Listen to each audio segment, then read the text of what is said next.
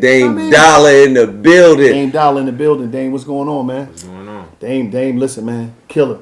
Come, you know, I just want to know, did you have a chip on your shoulder on when it came to coming out of high school and they know the recruiting, you had to go to Weber State? Like, did you have a chip? Like, was it something there? Like, y'all don't know who I am?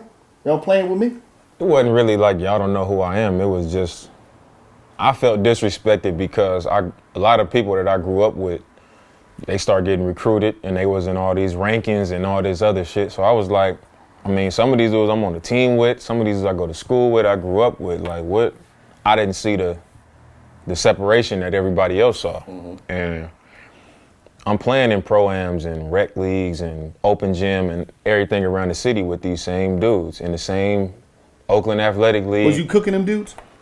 I mean, I always been the same player. That's the Always been a crazy. killer. That's the craziest thing. Like, I always have done the same thing. Right. Like, people that I grew up with now, they like, you play the same way. Like, you do the same stuff. And I'm like, I don't change a whole lot. I just keep getting better at what I do.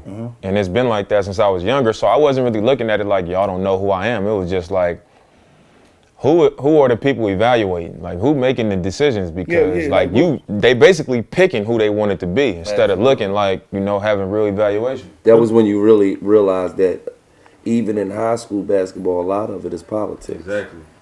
I experienced that like early. Then you start going to these tournaments, and when you moving around through the hotels, you seeing the people who writing and who ranking everybody and all that stuff. You seeing them with certain teams, and on that team, the number one player, they coaches with this person, and some teams got free gear and they wearing sponsor uniforms and all this. And it's like, okay, like we was on 4th Street selling C's candy and magazines and all that for our plane tickets and the rent vans and stuff like that. So it's like I started to see like, okay, it's deeper than just who working the hardest and who hooping. I was like, okay, it's deeper than that. That's when life show you that it be all about who you know and not what you know. Exactly. You know what I mean? Is that still in your mind when you get on that court every night? Is that still in your mind? That whole journey coming up out of the town? I mean, I always carry it with me, but I'm not emotional about it. Like, I remember when I was in high school and they didn't know. Now I'm just like, I'm gonna keep reminding y'all. And for those that don't know about the town, I'm not saying that the town is the Oakland. Yeah, you know what I mean? The Bay Area, Oakland. Shout out to my man 40 and everybody out there, Too Short, you know what I mean? The whole crew. The whole crew, you know what I mean? Vallejo, Richmond, the whole Yay area. My man Simba out there, he out here doing this thing right now. I just had to, for those that don't know what the town is. Simba snapped recently. Yeah, he's snapping. But it's like, you come, you get up in the league, right? You're destroying stuff. But one thing I like about you is you never forget the town. You never forget the people. You got this connection and you got this heart of gold when it comes to the people that come from where you come from. And we ain't talking about come from where you come from as to geographical and just this name that just come from that struggle. Where did that come? How do that still live in you? I think it's like the simple fact that that's really what I come from. I think once you get, and I didn't realize this until I got to the league. Once I got to the NBA and you just see how people operate and you see how people speak and what they think of certain situations. And I just listen and I'm like, okay, like that's not the thinking of a person that comes from what I come from, or they wouldn't do this, or they wouldn't say this, or you know what I'm saying? So you pick up on those type of behaviors and you're like, okay, you know what I'm saying? You just learn. And you also realize that a lot of people say they from something like I'm from, but they show otherwise, And I think what we see is a lot of people become somebody and they say, I'm from here, or where they might be from a place, but then they were just the best basketball player in that area. Like they didn't really grow up in the middle of the stuff that I grew up in the middle of. So like I carry it with me because I actually was in the middle of all of these things. Like when I go home, like people know me as like, what's up, Dame?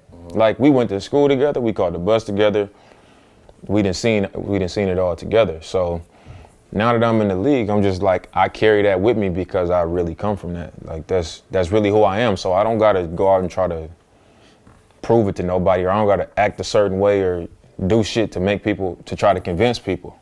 Like people who know and that come from what I come from and who would know, they gonna see it. You know, they gonna see it in you. And that's good enough for me. What one player in the league? Player or play? What one player in the league always give you a hard time? I mean, I don't think nobody always give me a hard time, and that's just the reality. Like, some nights I'm gonna play Steph and he gonna get the best of me, but it ain't gonna just be every time I play him he gonna get the best of me. Same thing with Russ or CP or one-on-one you Kyrie. versus Russ. I'm taking myself in one-on-one versus whoever, and I expect everybody to take themselves. Let me ask you this question: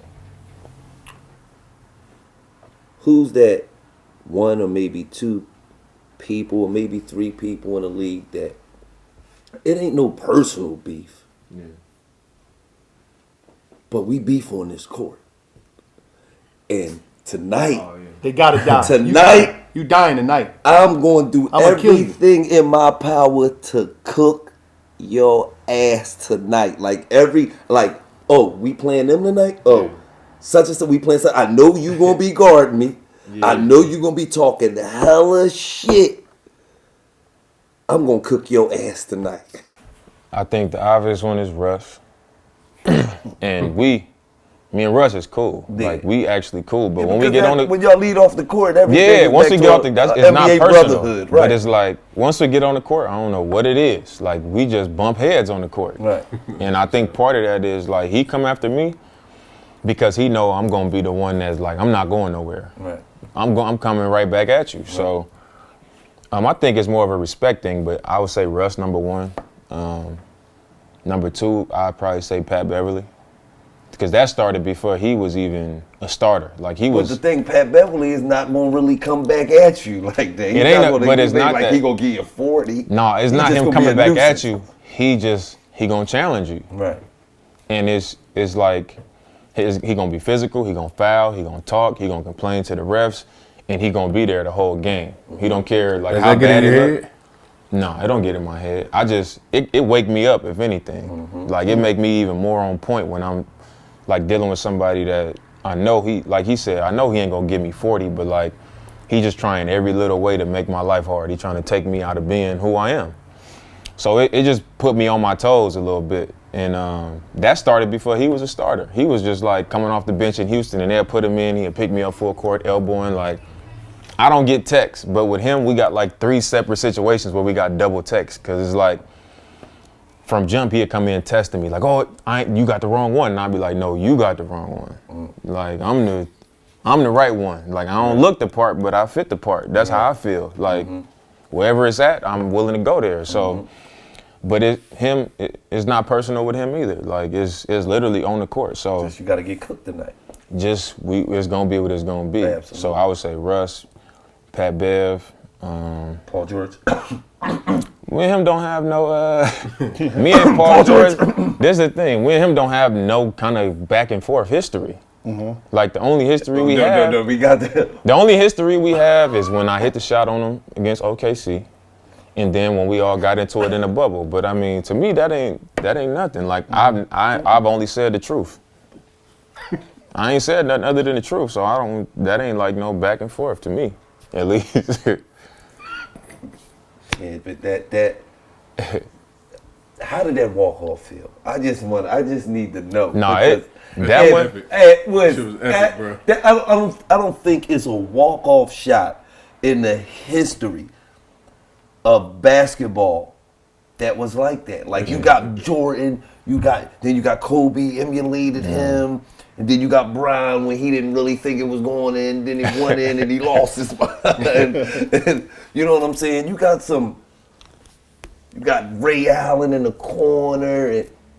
But to hit it from 40 feet and then. That shit was gangster.